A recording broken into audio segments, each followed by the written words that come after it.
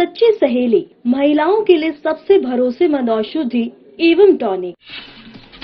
हरिद्वार जिला कार्यालय सभागार में जन सुनवाई। डीएम मयूर दीक्षित की अध्यक्षता में जन सुनवाई में दर्ज हुई कुल 51 शिकायतें। रामनगर स्थित गुरु नानक पब्लिक स्कूल में मना वार्षिक उत्सव। छात्रों ने पेश की रंगारंग कार्यक्रम की प्रस्तुति। बाल विवाह जैसे सामाजिक कुरीतियों पर नाटक। सुरक्षा के लिए मुनिकीरेती में बड़ी तैयारी। सत्यापन अभियान से लगेगी संदिग्धों पर लगाम। प्रॉपर्टी डीलर और डिलीवरी एजेंट भी आए रडार पर। अल्मोड़ा पुलिस अधीक्षक ने किया पदभार ग्रहण। चंद्रशेखर आर घोड़के ने किया ग्रहण। पदभार पुलिस के नए रोड मैप की चर्चा की। अरौली में 4 दिवसीय नेशनल स्कीइंग चैंपियनशिप के तीसरे दिन देखी जबरदस्त प्रतिस्पर्धा। विंटर कार्निवल पर्यटकों के लिए आकर्षण का केंद्र।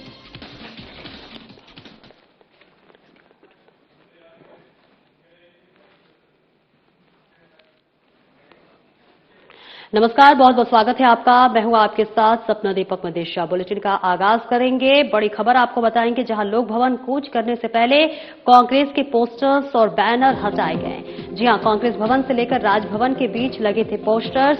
ऐसे में कार्यक्रम संयोजक प्रीतम सिंह और प्रदेश अध्यक्ष गणेश गोदियाल ने दी तीखी प्रतिक्रिया। लोक भवन कूच से घबराई बीजेपी सरकार। प्रीतम सिंह ने कहा, अधिकारी समझ ले, हमेशा बीजेपी की नहीं रहेगी सरकार। सत्ता के दबाव में विपक्ष के विरोध को कुचलने की हो रही कोशिश। सत्ता के अहंकार को देंगे जवाब। नगर आयुक्त ने बेशर्मी की सारी हदें की बात। कांग्रेस से डरी हुई है सरकार। अधिकारियों और सरकार का बना हुआ अजीब गठबंधन। अधिकारी सरकार के आदेश पर कर रहे हैं कृत्य।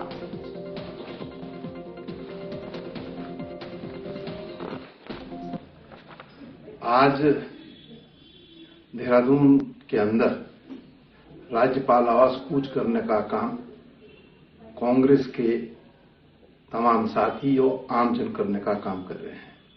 इस कूच को सफल बनाने के लिए देहरादून अस्थायी राजधानी में कांग्रेस के साथियों ने प्रचार प्रसार की जो सामग्री लगाई हुई थी, उसको नगर निगम द्वारा जो है हटाया जा रहा है।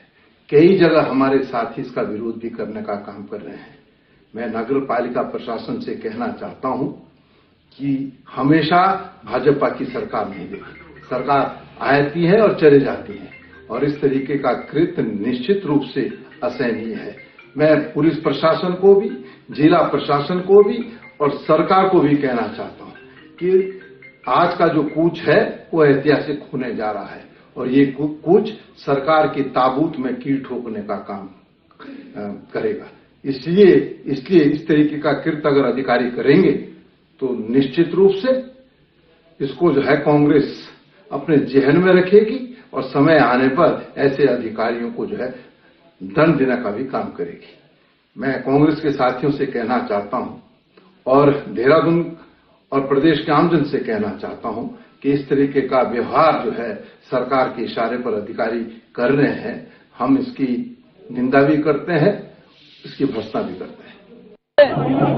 पहले भी सरकारें रही, अभी भी सरकार है, लेकिन इस प्रकार की डरी हुई सरकार हमने कभी देखी नहीं। ये परंपरा है, दिन कोई राजनीतिक दल कोई कार्यक्रम करता है, उस दिन इस शहर में बैनर पोस्टर उस राजनीतिक दल के लगते हैं और उस दिन के लिए उन्हें रखा जाता है। अगले दिन से भले नगर निगम या कोई और काम करे, लेकिन उस दिन नहीं करता। इस वर्तमान नगर आयुक्त ने बेशर्मी की सारी हदें पार कर दी हैं, और ये सरकार जो सत्ता में बैठी हुई है, ये सरकार इतनी डरी हुई है कि अधिकारियों को इशारे करके, अधिकारियों को आदेश करके कांग्रेस पार्टी के खिलाफ नुकसान करने के लिए इनको प्रेरित कर रहे हैं। तो ये अजीब गठबंधन है अधिकारियों का और इस सरकार का, अजीब गठबंधन है। ये जो बोलते हैं ना संघी सोच, ये संघी सोच का परिणाम है कि अधिकारी सरकार के आदेश पर इस प्रकार से कृत्य कर रहे हैं, और इस सोच को कोई स्वीकार्यता नहीं पानी चाहिए, नहीं मिलनी चाहिए। और आज तो ठीक है, हमारा कार्यक्रम है, अभी हम कार्यक्रम पूरा करेंगे, लेकिन कल से इनके लिए भी हम कल से जो है इन पर भी ध्यान रखेंगे कि जिस काम के लिए ये तनख्वाह राजनीतिक आकाओं के हुक्म बजाने का जो काम कर रहे हैं, उस पर कल से नजर रखेंगे। मैं एक बड़ा मैसेज गया है, बड़ा मैसेज है कि इस प्रदेश में इस सरकार ने जो वादा किया था कि भय और भ्रष्टाचार से मुक्त शासन देंगे, इसके ठीक विपरीत भय और भ्रष्टाचार से युक्त क्या है, और इस सरकार को उखाड़ फेंकना है। क्योंकि आप मनरेगा हरिद्वार जनपद वासियों की समस्याओं का त्वरित निराकरण करने के उद्देश्य से डीएम मयूर दीक्षित की अध्यक्षता में जिला कार्यालय सभागार में जन सुनवाई कार्यक्रम आयोजित किया गया, जिसमें विभिन्न विभागों से संबंधित 51 शिकायतें दर्ज कराई गई, जिसमें से 28 समस्याओं का मौके पर निराकरण किया गया। शेष समस्याओं को निस्तारण के लिए संबंधित विभागों को प्रेषित किया। डीएम मयूर दीक्षित ने संबंधित अधिकारियों को निर्देशित करते हुए कहा कि जन सुनवाई में जनता द्वारा जो भी समस्याएं दर्ज कराई जा रही हैं, उन समस्याओं को त्वरित और समयबद्धता के साथ निराकरण करें। इसमें किसी भी प्रकार की कोई लापरवाही और शिथिलता नहीं बरती जानी चाहिए। शिथिलता बरती जाने पर संबंधित अधिकारियों के खिलाफ आवश्यक कार्रवाई की जाएगी। उन्होंने ये भी निर्देश दिए कि जिन शिकायतों पर स्थलीय निरीक्षण किया जाना है, संबंधित अधिकारी आपसी समन्वय के साथ स्थलीय निरीक्षण कर समस्या का समाधान करें। और इसके साथ ही डीएम ने सीएम हेल्पलाइन में दर्ज समस्याओं की समीक्षा करते हुए संबंधित अधिकारियों को निर्देशित किए हैं कि सीएम हेल्पलाइन में जो भी शिकायतें दर्ज की जा रही हैं, उनको सभी अधिकारी संवेदनशीलता के साथ निराकरण करें।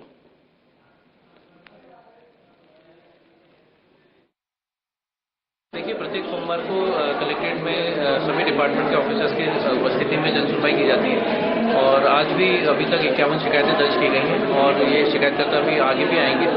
करीबन हम लोग पिछले कुछ महीनों से जो ये जन सुनवाई सोमवार की कर रहे हैं, इससे निश्चित तौर पर जो समस्याएं हैं उनको निश्चित अवधि में सॉल्व करने का एक प्रयास किया जा रहा है। साथ ही चूंकि अधिकारी मौके पर ही रहते हैं तो वो भी अधिकारियों से संपर्क शिकायतकर्ता के हो जाते हैं और मौके पर आज जैसे कई शिकायतों में हमने अधिकारी को आज ही भेजा है ताकि वो लोगों की समस्या जैसे अतिक्रमण की है, जल निकासी की है, कहीं पानी बिजली की समस्या है, तो उसका आज ही निराकरण भी किया जाएगा। और आगे बढ़ेंगे। रामनगर के गांव वसे स्थित गुरु नानक पब्लिक स्कूल में धूमधाम के साथ वार्षिक उत्सव मनाया गया। कार्यक्रम का शुभारंभ रामनगर के ब्लॉक प्रमुख मंजू नेगी, ज्येष्ठ प्रमुख संजय नेगी और प्रधानाचार्य हिमांशु जोशी ने किया। इस दौरान स्कूली बच्चों ने एक से बढ़कर एक रंगारंग कार्यक्रम प्रस्तुत कर दर्शकों का दिल जीत लिया। वार्षिक उत्सव में देशभक्ति पर आधारित नाटक और भ्रष्टाचार, बाल विवाह जैसी सामाजिक कुरीतियों पर हुई प्रस्तुति को काफी सराहा। इस दौरान विद्यालय के छोटे बच्चों ने आकर्षक नृत्य, ग्रुप डांस कर कार्यक्रम में समा बांध दिया। विद्यालय प्रबंधक ने शिक्षा और मीडिया जगत में बेहतर कार्य करने पर संबंधित क्षेत्र के लोगों को सम्मानित भी किया।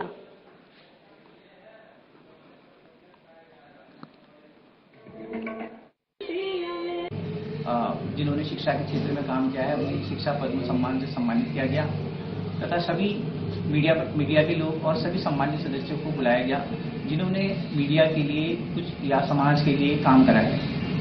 इसके साथ ही हमारे विद्यालय के मैनेजमेंट द्वारा कुछ नए क्षेत्र में छात्रवृत्ति की घोषणा की गई तथा सभी छात्रों को सभी वर्ग के छात्रों को शिक्षा के लिए प्रोत्साहन किया।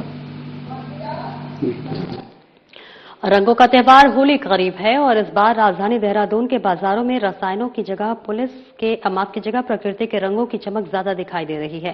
सहसपुर और रायपुर ब्लॉक की स्वयं सहायता समूहों से जुड़ी महिलाएं इस बार इको फ्रेंडली होली का संदेश देते हुए हर्बल गुलाल तैयार कर रही हैं। न केंद्रों पर महिलाएं हानिकारक रसायनों का त्याग कर पूरी तरह से प्राकृतिक वस्तुओं का उपयोग कर रही हैं और ये पहल दोहरे उद्देश्यों को पूरा कर रही है। एक और जहां पर यह पर्यावरण संरक्षण और त्वचा की सुरक्षा सुनिश्चित कर रही है, तो वहीं दूसरी ओर स्थानीय महिलाओं के लिए स्वरोजगार का एक मजबूत जरिया भी बन गई है। हमारा उद्देश्य लोगों को सुरक्षित होली का विकल्प देना है। इन रंगों से न तो आंखों को नुकसान होता है, न ही त्वचा को, साथ ही इससे हमारी ग्रामीण बहनों की आय भी बढ़ रही है। स्थानीय बाजारों में इन हर्बल रंगों की मांग तेजी से बढ़ रही है। लोग अब रासायनिक रंगों के दुष्प्रभाव के प्रति जागरूक हो रहे हैं, जिससे इन स्वयं सहायता समूहों के उत्पादों को हाथ लिया जा रहा है। जिला प्रशासन भी इन समूहों को उचित मंच और स्टॉल उपलब्ध कराकर प्रोत्साहित कर रहा है।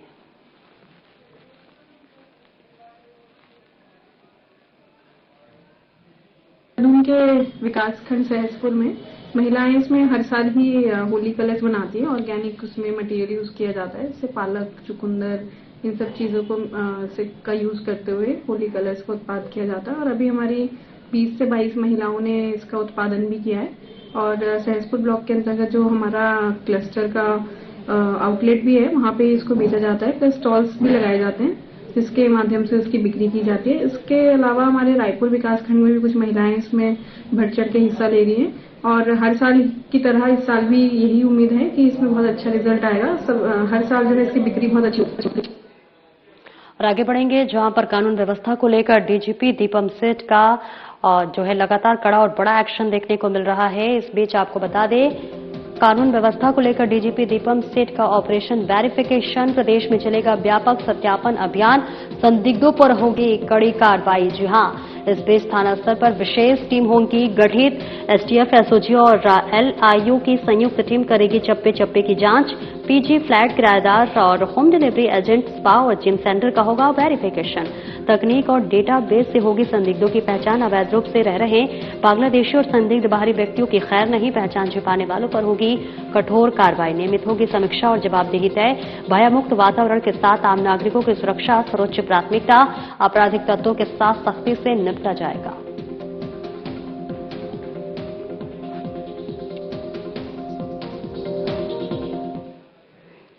और एक ब्रेक के लिए रोकेंगे, जल्द लौटते हैं।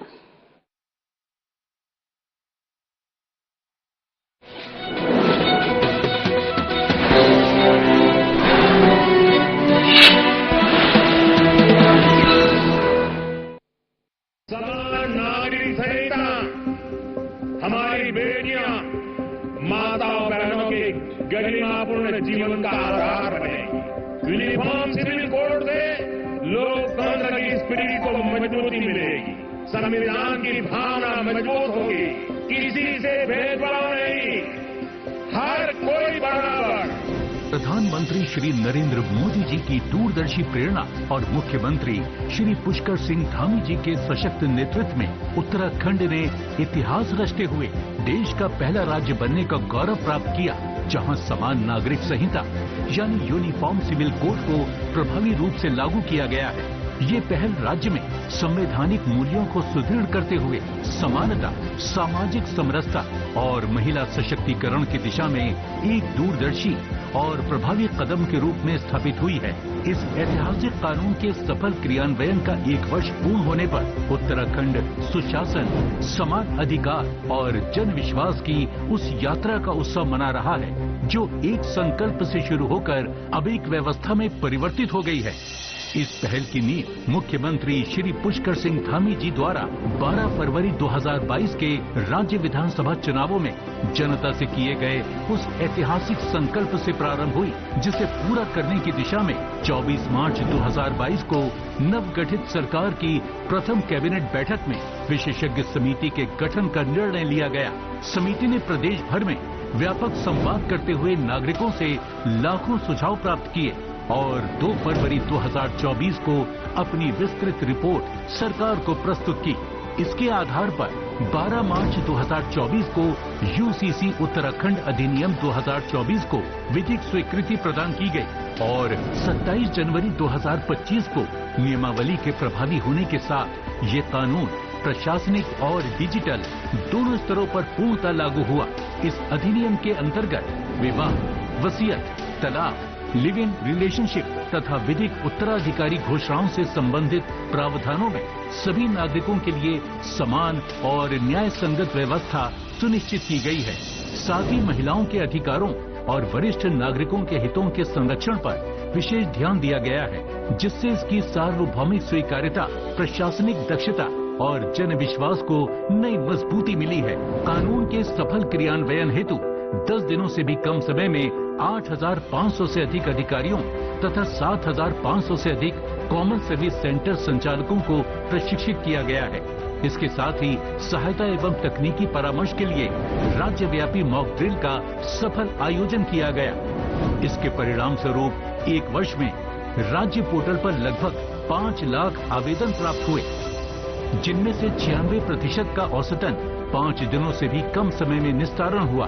पंजीकरण की गति में उल्लेखनीय वृद्धि हुई है, जहां प्रतिदिन औसतन 1400 से अधिक पंजीकरण दर्ज किए जा रहे हैं। संवेदनशील एवं उत्तरदायी शासन का परिचय देते हुए सरकार ने जनता की आवश्यकताओं के अनुरूप नियमों में समय समय पर आवश्यक संशोधन भी किए, जिससे यूसीसी कानून को और अधिक समावेशी, व्यवहारिक तथा जनहितकारी स्वरूप प्रदान किया जा सके। विकसित भारत 2047 के विजन के अनुरूप विकसित उत्तराखंड की दिशा में समान नागरिक संहिता एक महत्वपूर्ण पहल है, जो समानता और न्याय को प्रशासनिक प्रक्रियाओं में व्यवस्थित रूप से समाहित कर रही है। समान नागरिक संहिता, समानता द्वारा समरसता।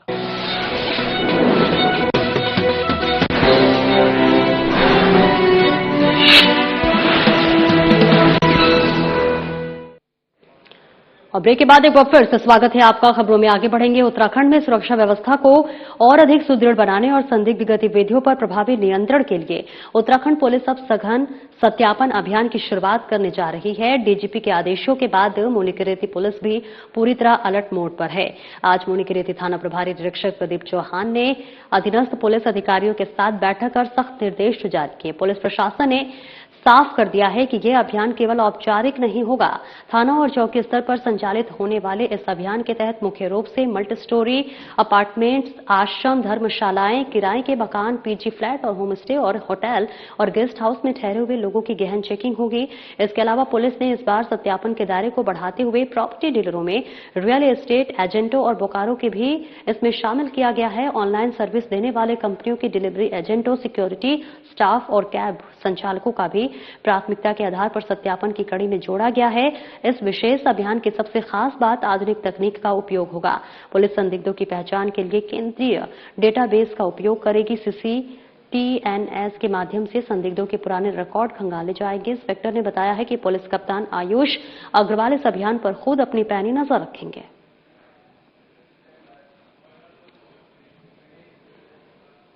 भारतीय पुलिस सेवा के अधिकारी चंद्रशेखर घोड़के ने जनपद अल्मोड़ा के वरिष्ठ पुलिस अधीक्षक के रूप में पदभार ग्रहण कर लिया है। कार्यभार संभालने के बाद आयोजित पहली प्रेस वार्ता में उन्होंने जनपद की भौगोलिक और सामाजिक परिस्थितियों को ध्यान में रखते हुए पुलिसिंग के नए रोड मैप पर चर्चा की। एसएसपी ने स्पष्ट किया है कि पुलिस का मुख्य उद्देश्य अपराध मुक्त समाज और भय मुक्त वातावरण तैयार करना है। युवाओं में बढ़ते नशे के प्रचलन को रोकने के लिए जीरो टॉलरेंस नीति अपनाई जाएगी। इससे ड्रग तस्करों के नेटवर्क को तोड़ने के लिए खुफिया तंत्र को और मजबूत किया जाएगा। अल्मोड़ा शहर और पर्यटन स्थलों पर लगने वाले जाम की समस्या से निजात दिलाने के लिए प्रभावी ट्रैफिक प्लान लागू किया जाएगा। महिलाओं और बच्चों के विरुद्ध होने वाले अपराधों पर त्वरित कार्रवाई और साइबर ठगी के प्रति जन जागरूकता अभियानों के गति दी जाएगी। इस बीच प्रेस वार्ता के दौरान एसएसपी ने कहा कि आधुनिक चुनौतियों से निपटने के लिए तकनीक का सहारा लिया जाएगा। उन्होंने मातहत अधिकारियों को निर्देशित किया कि वे लंबित मामलों का शीघ्र निस्तारण करें और थानों में आने वाले फरियादियों के साथ शालीन व्यवहार सुनिश्चित करें। हमारा प्रयास रहेगा कि अल्मोड़ा पुलिस न केवल कानून व्यवस्था बनाए रखें बल्कि जनता के लिए एक भरोसेमंद साथी के रूप में भी कार्य करें।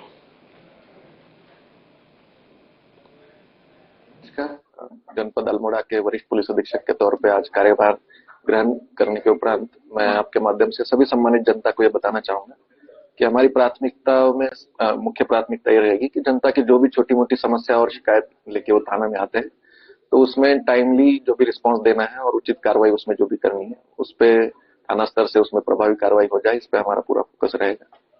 इसके अलावा नशे के लेकर जो प्रचलन बढ़ रहा है उस पे पूरी तरीके से नकेल कसने का और अवेयरनेस के माध्यम से भी इसकी डिमांड को कम करने पे भी फोकस रहेगा। इसमें सामाजिक सहयोगिता भी हम अपनाएंगे। साइबर अपराधों के बारे में और बेहतर तरीके से उनका निराकरण करें तथा जनता की जो भी पीड़ा है इसमें उसमें पीड़ित को राहत देने के लिए हम बेहतर तरीके से प्रयास करेंगे। यातायात प्रबंधन को लेकर भी जो समस्याएं हैं उसमें भी बेहतर यातायात प्रबंधन करने की हम कोशिश करेंगे और ये हमारी कुछ मुख्य प्राथमिकता रहेंगी। जनपद अल्मोड़ा के सभी सम्मानित जनता से पुलिस के इन सभी चैलेंजेस के लिए जो है पुलिस के साथ सहयोग करके एक बेहतर और सुरक्षित अल्मोड़ा के लिए हम लगातार प्रयास करेंगे। और जनपद अल्मोड़ा के आंगनबाड़ी कार्यकर्ताओं ने आज अपनी विभिन्न मांगों को लेकर गांधी पार्क में जोरदार प्रदर्शन किया। समान कार्य, समान वेतन और मानदेय वृद्धि जैसी प्रमुख मांगों को लेकर सैकड़ों कार्यकर्ता सड़कों पर उतरी, जिससे कि शहर में आंदोलन की गूंज सुनाई दी।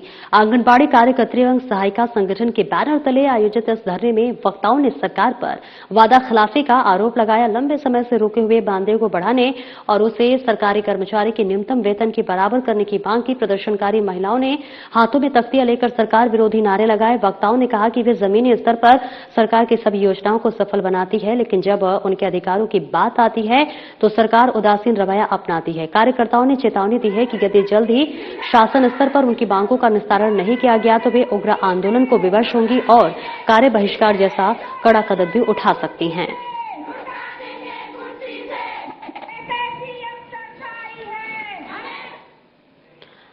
हरिद्वार से कोटद्वार आते समय एक नाबालिग के साथ बस में पुलिस की टोपी पहने मंचुले ने अश्लील हरकत करते हुए छेड़छाड़ कर दी। विरोध करने पर मंचुला चलती बस से कूदकर फरार हो गया, जिसे पुलिस ने गिरफ्तार कर सलाखों के पीछे भेज दिया है। पुलिस कप्तान सर्वेश पवार ने बताया कि हरिद्वार से कोटद्वार आ रही एक बस ने सफर में कर रही नाबालिग के लिए यात्रा करना दुश्वार हो गया। पीड़िता के अनुसार उसके पास बैठे युवक ने सफर के दौरान उसके साथ अश्लील हरकत कर छेड़छाड़ की।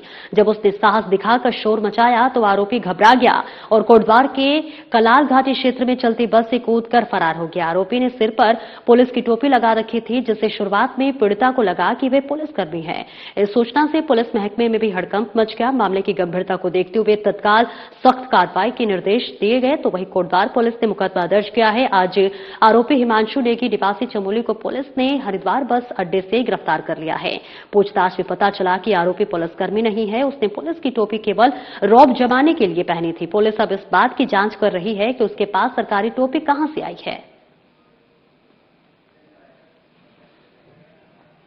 ऋषिकेश के चंद्रेश्वर नगर क्षेत्र में उस वक्त हड़कंप मच गया जब एक बर्तन की दुकान में गैस का छोटा सिलेंडर फटने से भीषण आग लग गई। धमाका इतना जोरदार था कि आसपास के रिहायशी इलाके में अफरा तफरी मच गई और लोग दहशत में अपने घरों से बाहर निकल आए। जानकारी के अनुसार सुबह अचानक तेज धमाके के साथ दुकान से आग की लपटें और धुएं का गुबार उठने लगा। धमाके की आवाज सुनकर स्थानीय लोगों की नींद टूट गई। देखते ही देखते आग ने विकराल रूप ले लिया। स्थानीय निवासियों ने तत्परता दिखाते हुए तुरंत दुकानदार को सूचित किया कि वे अपने स्तर पर आग बुझाने के प्रयास शुरू किए। सूचना मिलते ही फायर ब्रिगेड की टीम मौके पर पहुंची। दमकल कर्मियों ने कड़ी मशक्कत के बाद आग पर काबू पाया, लेकिन तब तक दुकान के भीतर रखा बर्तनों का पूरा स्टॉक जलकर खाक हो चुका था। गनीमत यह रही कि इस घटना में कोई जनहानि नहीं हुई, जिससे एक बड़ा हादसा होने से टल गया। फायर अफसर सुनील दत्त तिवारी ने बताया कि घटना क्यों और कैसे घटी है, इसकी जांच की जा रही है। पुलिस को भी इस घटना की जानकारी दी गई है। किसी भी प्रकार की लापरवाही मिलती है तो कार्रवाई होगी।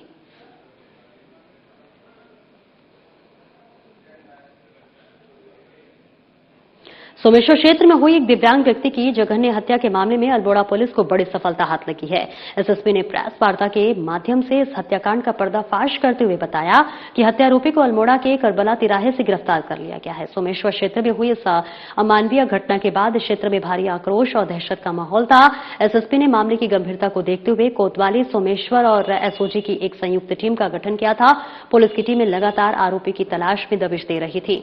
अभी पुलिस जांच में सामने आया है कि आरोपी हत्या को अंजाम देने के बाद फरार हो गया था और पुलिस से बचने के लिए लगातार ठिकाने बदल रहा था। हालांकि पैसों की तंगी के कारण वे वापस अल्मोड़ा की ओर रुख करने की मजबूर हुआ। इस बीच मुखबिर की सटीक सूचना पर संयुक्त टीम ने घेराबंदी कर उसे करबला तिराहे के पास दबोच लिया। इस ब्लाइंड मर्डर केस को कम समय में सुलझाने और आरोपी की गिरफ्तारी पर एसएसपी ने पुलिस टीम की पीठ थपथपाई। एसएसपी ने कहा कि अपराध और अपराधियों के खिलाफ हमारी नीति स्पष्ट है। किसी भी जघन्य अपराध को अंजाम देने वाला कानून की नजरों से बच नहीं पाएगा। सोमेश्वर पुलिस और एसओजी की तत्परता सराहनीय है।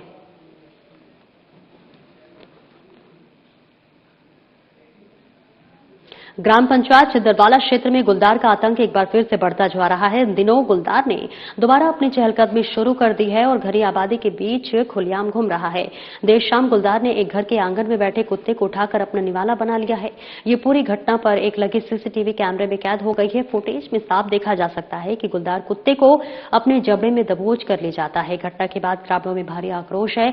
लोगों का कहना है कि आबादी के बीच गुलदार की बढ़ती मौजूदगी से किसी बड़े हादसे की आशंका बनी हुई है।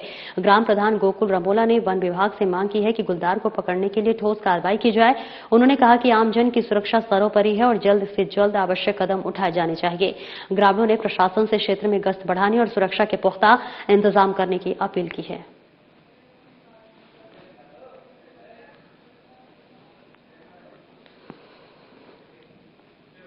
छावनी परिषद क्षेत्र और आसपास के रिहायशी इलाकों में पिछले कुछ समय से गुलदार की धमक ने दहशत का माहौल पैदा कर दिया है। ताजा मामला रानीखेत जरूरी बाजार का है, जहां पर देर रात गुलदार की चहलकदमी सीसीटीवी कैमरे में कैद हो गई। स्थानीय लोगों ने वन विभाग से सुरक्षा की गुहार लगाई है। ये कोई पहली बात नहीं है जब गुलदार आबादी वाले क्षेत्रों में घुसा हो। इससे पूर्व में भी नगर के कई प्रमुख स्थानों पर उसे देखा जा चुका है। मामले की गंभीरता को देखते हुए वन विभाग की टीम सक्रिय हो गई है। वन क्षेत्राधिकारी ने बताया कि क्षेत्र में वन विभाग के स्टाफ द्वारा लगातार गश्त की जा रही है। गुलदार की आवाजाही के सटीक कारणों और समय का पता लगाने के लिए कैमरा ट्रैप लगाए जा रहे हैं। रिपोर्ट और साक्ष्यों के आधार पर उच्च अधिकारियों से अनुमति लेकर क्षेत्र में पिंजरा लगाया जाएगा।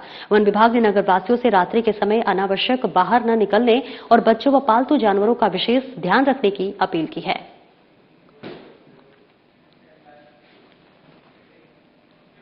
हिमालय की गोद में स्थित विश्व प्रसिद्ध हिम क्रीड़ा केंद्र औली में चल रहे 4 दिवसीय नेशनल स्कीइंग चैंपियनशिप के तीसरे दिन खिलाड़ियों के बीच जबरदस्त प्रतिस्पर्धा देखने को मिली। भारतीय सेना, हिमाचल प्रदेश और उत्तराखंड के खिलाड़ियों ने विभिन्न स्पर्धाओं में शानदार प्रदर्शन करते हुए अपना दबदबा कायम किया। जहां अल्पाइन स्कीइंग और स्नोबोर्डिंग जैसी मुख्य स्पर्धाओं में सेना के जवानों और हिमाचल के अनुभवी खिलाड़ियों ने मेडल तालिका में शीर्ष स्थान की ओर कदम बढ़ाया। उत्तराखंड के स्थानीय खिलाड़ियों ने भी अपनी सरजमी पर शानदार वापसी की। विशेष रूप से स्की पर्वतारोहण में उत्तराखंड ने अपनी मजबूत उपस्थिति दर्ज कराई। खेलों के साथ साथ आयोजित विंटर कार्निवाल पर्यटकों के लिए आकर्षण का केंद्र बना हुआ है। पर्यटन मंत्री सतपाल महाराज ने खेलों का उद्घाटन करते हुए घोषणा की कि औली को विश्व स्तरीय विंटर स्पोर्ट्स हब बनाने के लिए हर वर्ष इस कार्निवल का आयोजन किया जाएगा। इस वर्ष औली में पहली बार नाइट स्कीइंग का भी सफल निरीक्षण किया गया है, जो कि भारतीय विंटर स्पोर्ट्स के इतिहास में एक नया कीर्तिमान है। फिलहाल इस बुलेटिन में इतना ही। नमस्कार।